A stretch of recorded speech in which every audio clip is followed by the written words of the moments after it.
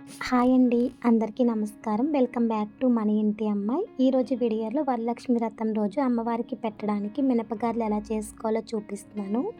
పైన క్రిస్పీగా లోపల సాఫ్ట్గా చాలా బాగుంటాయండి.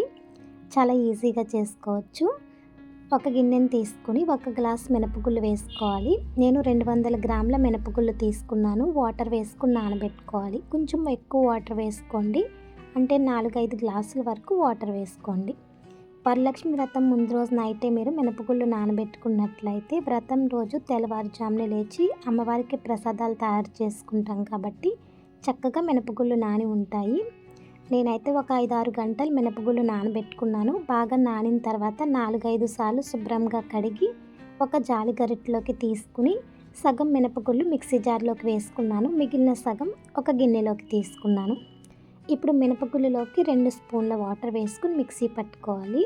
నేనైతే బాగా మెత్తగా పట్టలేదండి, కొంచెం బరకగా మిక్సీ పట్టుకున్నాను. అలా ఇష్టం లేని వాళ్ళు మెత్తగా మిక్సీ పట్టేసుకోండి. ఇప్పుడు పిండిని బౌల్లోకి తీసేసుకుందాము.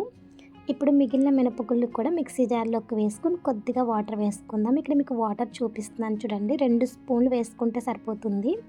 మిక్సీ పట్టుకున్న తర్వాత పిండిని బౌల్లోకి తీసేసుకుని 1/2 టీ స్పూన్ వరకు జీలకర్ర, రుచికి సరిపడినంత salt, 1/4 teaspoon baking soda వేసుకున్నాను. మినపగుళ్ళు గ్రైండర్లో వేసుకున్నట్లయితే బేకింగ్ సోడా వేయక్కర్లేదండి. మనం మిక్సీ జార్లో వేసుకుని మిక్సీ పట్టుకున్నాం కాబట్టి గారెలు గట్టిగా రాకుండా బేకింగ్ సోడా వేసుకున్నాను. ఇప్పుడు బాగా కలిపేసుకోవాలి. నేను కొత్తిమీర, పచ్చిమిర్చి ఇంకా అల్లం ముక్కలు అయితే వేయట్లేదు.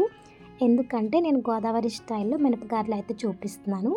అంటే మా సైడు అమ్మవారికి వరలక్ష్మి వ్రతానికి గారెలు పెట్టుకున్నట్లయితే కొత్తిమీర, పచ్చిమిర్చి అలాంటివి ఏమి వేయమండి. ఓన్లీ జీలకర్ర వేసి మాత్రమే గారెలు వేసి ఇంకా అమ్మవారికి పెట్టుకుంటాం. అందుకని అలా వేసి చూపిస్తున్నాను. స్టవ్ పైన కళాయి పెట్టుకుని డీప్ ఫ్రైకి సరిపడినంత ఆయిల్ వేసుకోవాలి. ఆయిల్ బాగా వేడైన తర్వాత చేతిని తడుపుకున్న తర్వాత కొద్దిగా పిండిని తీసుకుని ఇలా గారెలాగా చేసుకోవాలండి. మధ్యలోకి హోల్ పెట్టుకున్నప్పుడు కూడా చేతిని తడుపుకొని హోల్ పెట్టుకుని నెమ్మదిగా ఆయిల్లోకి వేసేసుకోవాలి. అలా చేతితోటి వేయటం రాని వాళ్ళైతే ఒక కవర్ తీసుకోండి. అంటే ఆయిల్ ప్యాకెట్ ఉంటుంది కదా, ఆ కవర్ అయినా పర్లేదు. కవర్ని శుభ్రంగా కడిగిన తర్వాత చేతిని తడుపుకొని పిండిని తీసుకున్న తర్వాత ఇలా కవర్ పైన పెట్టుకుని వేలిని తడుపుకొని హోల్ పెట్టుకోండి. ఇలా అయితే గారెలు చాలా బాగా వస్తాయి. ఈజీగా కూడా వేసేసుకోవచ్చు. నెమ్మదిగా ఆయిల్లోకి వేసేసుకుని ఇలా గారెలన్నీ వేసేసుకోండి. స్టవ్ని మీడియంలో పెట్టుకుని గారెల్ని ఇలా 2 సైడ్లు తిప్పుకుంటూ నెమ్మదిగా మంచి రంగు వచ్చేంత వరకు వేయించుకోండి. చూసారు కదండి గారెలు ఎంత చక్కగా వేగాయో, చాలా బాగా వచ్చాయి. సేమ్ మనం గ్రైండర్లో వేసుకుంటే గారెలు ఎలా వస్తాయో అంత మెత్తగా చాలా బాగా వచ్చాయండి. పైన క్రిస్పీగా లోపల సాఫ్ట్గా వచ్చాయి. చాలా ఈజీగా కూడా ప్రిపేర్ చేసేసుకోవచ్చు. మీరు వరలక్ష్మి వ్రతం రోజు అమ్మవారికి ఏమేమి ప్రసాదాలు పెట్టుకుంటారో కామెంట్ చేయండి. నెక్స్ట్ ఏం రెసిపీ కావాలో కూడా కామెంట్ చేయండి.